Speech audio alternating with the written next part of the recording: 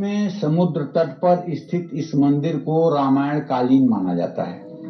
पुराणों के अनुसार रावण एक ब्राह्मण था और ब्राह्मण को मारने के दोष को खत्म करने के लिए भगवान राम भगवान शिव की पूजा करना चाहते थे, लेकिन तब इस द्वीप पर कोई मंदिर नहीं था। इसलिए हनुमान जी को कैलाश पर्वत से भगवान शिव के शिवलिंग लाने के लिए कहा गया। जब हनुमान जी समय पर शिवलिंग लेकर नहीं पहुंच पाए, तब माता सीता ने समुद्र की रेत को मुट्ठी में उठाकर शिवलिंग का निर्माण किया और इसी शिवलिंग की भगवान राम ने पूजा की। हनुमान जी के द्वारा लाए गए शिवलिंग को भी यहीं पर स्थापित कर दिया गया। तो रामेश्वर ज्योतिर्लिंग में ब्रह्म हत्या के पाप से भी मुक्ति मिलती है। सूर्य अगर कुंडली में ठीक नहीं है या सूर्य की दशा चल रही है, जीवन में कई मुश्किलें आ रही हैं, तो रामेश्वर ज्योतिर्लिंग का दर्शन और पूजन करना चाहिए। रामेश्वरम में गंगा जल से शिवलिंग का अभिषेक करने से कष्टों से मुक्ति मिलती है। यहाँ 24 कुंड का पानी इतना गुणकारी है कि इसमें स्नान करने से गंभीर रोगों में आराम मिलता है। जब भी आप रामेश्वरम कभी गए होंगे तो वहाँ 24 कुएं हैं मंदिर परिसर में। उन्हीं कुओं से पानी निकाल करके वहाँ जो मतलब कि मंदिर के सेवा कार्य में लगे हुए लोग हैं, वो सबके ऊपर वही पानी फेंकते हैं और उन 24 कुओं के जल से स्नान करने के बाद कहा जाता है कि किसी भी प्रकार का पाप ताप शेष नहीं रहता है। और उसके बाद वहीं परिसर में एक तालाब है। तालाब में तो कोई नहीं प्रवेश करता है, लेकिन तालाब का बाहर से ही दर्शन करने से निश्चित रूप से मन को शांति मिलती है और वहां पर शिवलिंग का दर्शन पूजन करने से सब प्रकार के पाप ताप से मुक्ति मिलती है। कहते हैं रामायण में गोस्वामी तुलसीदास जी ने लिखा है, लिंग थापि विधिवत करी पूजा, शिव समान मोहि प्रिय नहीं दूजा। भगवान राम का शब्द है कि भगवान शिव से ज्यादा प्यारा मेरे लिए कोई नहीं है। और उन्होंने लिंग की स्थापना की और विधिवत पूजा की। तो अगर आप दर्शन पूजन करने रामेश्वरम नहीं जा सकते हैं तो आप ओम श्री राम जानकी वल्लभाय विद्महे सुंदर प्रियाय धीमहि तन्नो रामेश्वर प्रचोदयात्, इस मंत्र का भी जप कर सकते हैं। जय मां विंध्यवासिनी। देखिए, अब वाराणस्याम अब हम दारुका बने, सेतु बंधे तु रामेशम नागेशम दारुका बने। नागेश्वर ज्योतिर्लिंग जो गुजरात के द्वारका नगर में स्थित है, पौराणिक कथा के अनुसार यह वह स्थान है जहां भगवान शिव ने राक्षस दारुका को हराया था, जिसे नागेश्वर या सांपों के भगवान के नाम से जाना जाता है। जिन लोगों की कुंडली में राहु केतु की स्थिति ठीक नहीं है या राहु केतु का दोष है, राहु केतु की दशा चल रही है, तो नागेश्वर ज्योतिर्लिंग की उपासना जरूर करनी चाहिए। इस स्थान में चांदी के नाग नागिन बनवाकर चढ़ाने से बहुत लाभ मिलता है। इस ज्योतिर्लिंग का दर्शन करने नहीं जा सकते हैं तो घर में ही एक मंत्र का जप करें, ओम विश्वेश्वराय विद्महे नागभूषणाय धीमहि तन्नो नागेशः प्रचोदयात्। इस मंत्र का ही 108 बार जप कर लिया जाए तब भी पुण्य की प्राप्ति होती है। जय मां विंध्यवासिनी। तो ऐसे ज्योतिर्लिंग की बात करूंगा जो भारत से अलग है। आप कहोगे ये कैसे हो सकता है? हाँ, वाराणसी जो है ये भारत में नहीं आता है। वाराणसी भगवान शिव के त्रिशूल पर बसी हुई एक अलग नगरी है। हरिश्चंद्र को जब बिकना था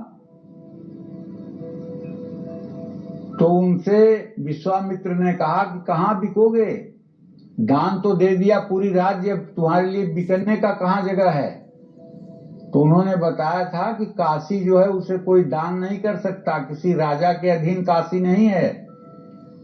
काशी भगवान शिव के त्रिशूल पर बसा हुआ है, इसलिए मैं काशी जाकर के आपका बकाया दक्षिणा दूंगा। और काशी में जाकर के हरिश्चंद्र ने अपने को डोम के यहाँ बेचा था। तो ये वाराणसी शहर जो है भगवान शिव के त्रिशूल पर बसा हुआ शहर है। यहाँ मरने वाला तत्काल मोक्ष को प्राप्त होता है, चाहे जैसा अधम कुकर्मी हो, लेकिन यदि काशी में शरीर का त्याग करता है तो उसके मुक्ति से कोई नहीं रोक सकता है। कहते हैं कबीर ना, जब कबीरा काशी मरई तब रामय कवन्य हो रहा। तो काशी का वास ही अपने आप में बहुत बड़ी बात है। वाराणसी शहर में ये काशी विश्वनाथ ज्योतिर्लिंग मान्यता है यह स्थापित है। काशी भगवान शिव के त्रिशूल पर टिका हुआ है। पौराणिक कथाओं के मुताबिक भगवान शिव देवी पार्वती से विवाह करने के बाद कैलाश पर्वत आकर रहने लगे। वहीं देवी पार्वती अपने पिता के घर रह रही थी, जहां उन्हें बिल्कुल अच्छा नहीं लग रहा था। देवी पार्वती ने एक दिन भगवान शिव से उन्हें अपने घर ले जाने के लिए कहा। भगवान शिव ने देवी पार्वती की बात मानकर उन्हें काशी लेकर आए और यहाँ विश्वनाथ ज्योतिर्लिंग के रूप में खुद को स्थापित कर लिया। विश्वेशम ज्योतिर्लिंग की पूजा से जन्म और मृत्यु के चक्र से मुक्ति मिलती है। सावन के महीने में यहाँ जलाभिषेक करने से भगवान शिव की कृपा प्राप्त होती है। इस ज्योतिर्लिंग के दर्शन करने से और गंगा में स्नान करने से अक्षय पुण्य की प्राप्ति होती है। जय मां विंध्यवासिनी। देखिए, महाराष्ट्र में नासिक में गोदावरी के तट पर स्थित त्र्यंबकेश्वर ज्योतिर्लिंग सबसे अद्भुत माना जाता है। 12 ज्योतिर्लिंगों में त्र्यंबकेश्वर ज्योतिर्लिंग ही ऐसा धाम है जहां 3 शिवलिंग एक ही जगह विराजमान है। इस लिंग के 3 मुख सिर हैं, जिन्हें भगवान ब्रह्मा, भगवान विष्णु और एक भगवान रुद्र का रूप माना जाता है।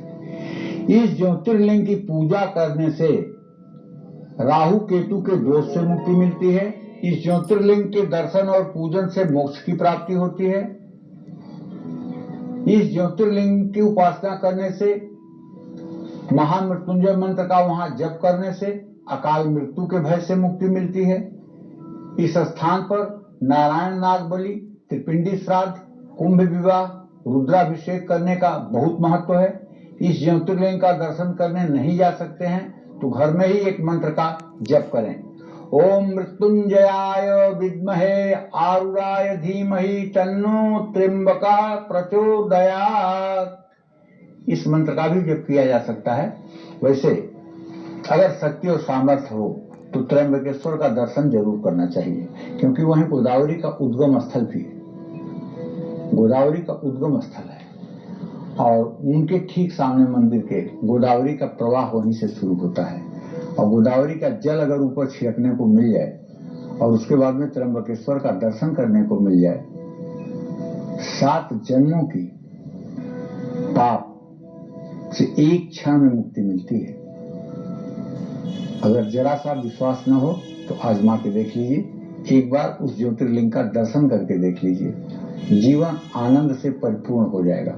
जानवरों के बीच में छिप गए, भीम ने इस बात को भांप लिया और विशालकाय रूप में आ गए और 2 पहाड़ों के बीच में अपने दोनों पैर रख लिए। अन्य जानवर भीम के पैरों के बीच से निकल गए, लेकिन बैल के रूप में भगवान शिव पैर के नीचे से नहीं गए। भीम को समझ आ गया और उन्होंने बैल की पीठ का त्रिकोण भाग पकड़ लिया। पांडवों की शक्ति और दृढ़ संकल्प ने भगवान शिव का मन बदल दिया और उन्होंने दर्शन देकर पांडवों को पाप से मुक्त किया।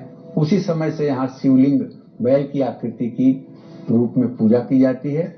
इन्हीं को केदारेश्वर महादेव कहा जाता है। शिव का केदारेश्वर ज्योतिर्लिंग अद्भुत ऊर्जा का केंद्र है। इस ज्योतिर्लिंग के दर्शन मात्र से कष्टों से मुक्ति मिलती है और मनोकामनाएं पूर्ण होती हैं।